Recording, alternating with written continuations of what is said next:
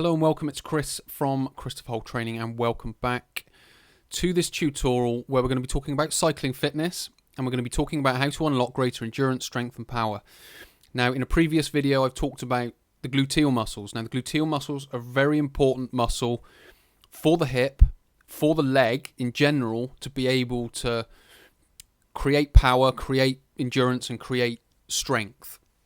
Not only does it, essentially there are three glute muscles, glute maximus, medius and minimus.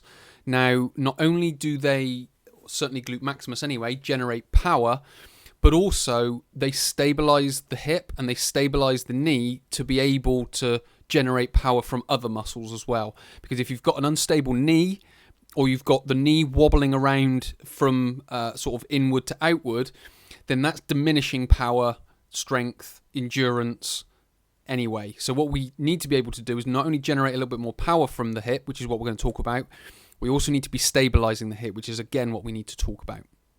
So if I bring you to, first of all, up to the top right hand corner of the screen, you can see there my social media. So you have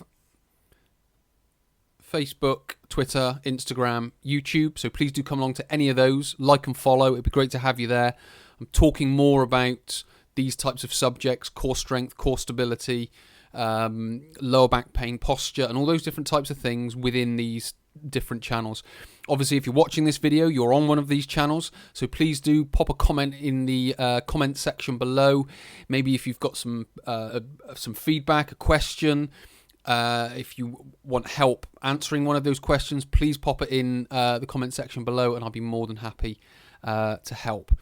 Alternatively, if you look at the bottom of the screen, this URL will be in the description below, but if you were to click on that, you will go through to my core strength and stability workouts, tutorials and workshops. So if you want to learn more about how to do what I'm about to talk about, then you can go there and you can enroll and get started on learning that. So back to what we're talking about today is cycling fitness, how to unlock greater endurance, strength and power.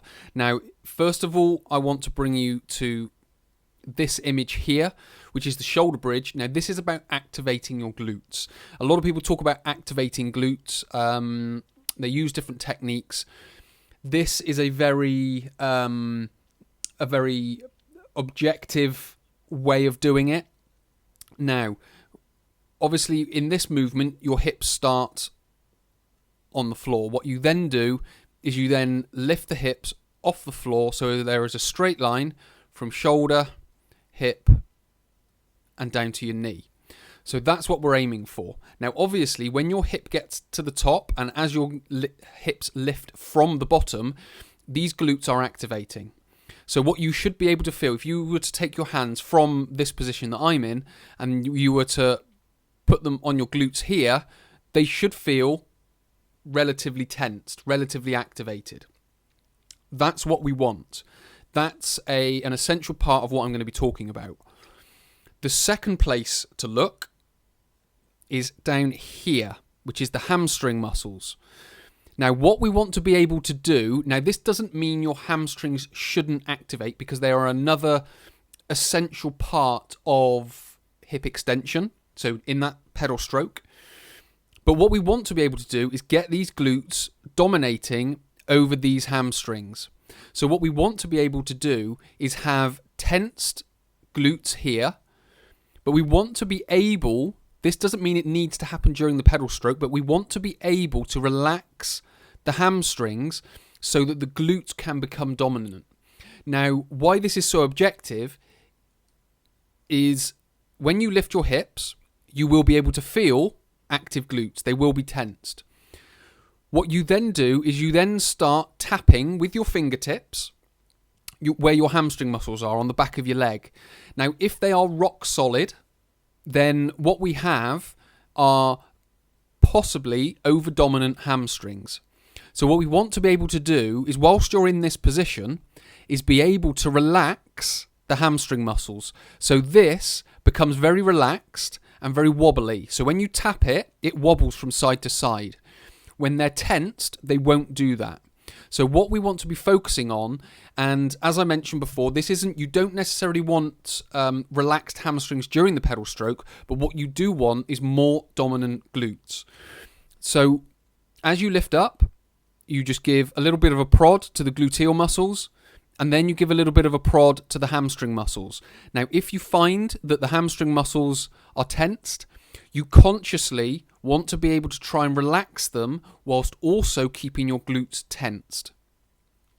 This isn't something that you'll necessarily be able to do within a minute or 2 minutes of trying it. It's going to take a little bit of mental effort, and then as you practice over time, it's going to start to get easier, and you'll start to be able to control the hamstrings a little bit more. Or you'll certainly be able to control the interaction between the glutes and the hamstrings. When you can start controlling what the hamstrings are doing, and as you go into hip extension, you can keep them relaxed, you now know you've got more activated or more dominant glute activation, which is what we're looking for. What we can then start to do is then start talking about image number 2 over here. Now, image number 2 is me with a kettlebell in what's called the rack position. So I am carrying this kettlebell on my chest. Now, you can carry this if I was to have my arms straight and then I have the kettlebell down here. This is also another way of carrying the kettlebell. That is known as a farmer's carry, or a suitcase carry, obviously, if it's on one side. Now, this exercise is essential for hip stability. So this is glute medius, glute minimus, because this is what's going to prevent the knee going in and out. Now, I see this a lot. If I'm out on my bike, I'll see other cyclists out. And what I'll see sometimes from behind is there's the foot there, the knee will go inward, or the shin will go inward, and then the upper leg will be out like that.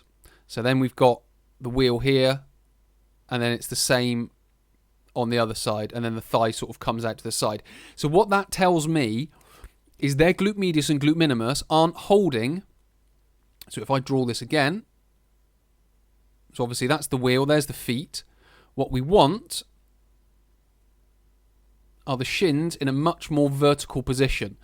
So then when we are pedaling, we've then got, first of all, knees directly over the feet, but what we're also understanding is that the glute minimus and glute medius are doing their job and holding the knee in place, which is then allowing the hip to generate more power, more strength, and then eventually that will then sort of transpire into greater endurance, because more muscles are working over the same period of time, allowing other muscles to not work as hard because more muscles are working, if that makes sense. So one exercise that is perfect for helping you stabilize and activate glute medius and glute minimus. Now, there are other ones out there which are a little bit more direct, which is the clam exercise, which is useful, but something that's a little bit more functional is having the kettlebell in this rack position up here, or in this carrying position down here by your side, and then simply walking. Now, this isn't a great strain on the quadriceps and the glute maximus as a strengthening exercise. That's not the purpose of it. The purpose of it is to start getting glute medius and glute minimus that are here, and the interaction between obliques, and if I was to show you the back of my body, my quadratus lumborum, which kind of goes from the pelvis, up the spine, across the ribs, and down. So we want all of these muscles working in unison to be able to bring greater stability to the lower spine and then to the hip. So these are two very simple exercises for you to be able to start, number one, activating your glutes here, and then 2, stabilizing the hip joint using this type of exercise. Now, this is very much just sort of touching the surface of it. Again, if you want to learn a little bit more, go to this URL and you can enroll in my core strengthening tutorials, workshops, workouts. What you will learn there is, again, how to do this in a more controlled environment We'll also put exercises around it to build greater core strength, which is only going to aid what I'm talking about in here.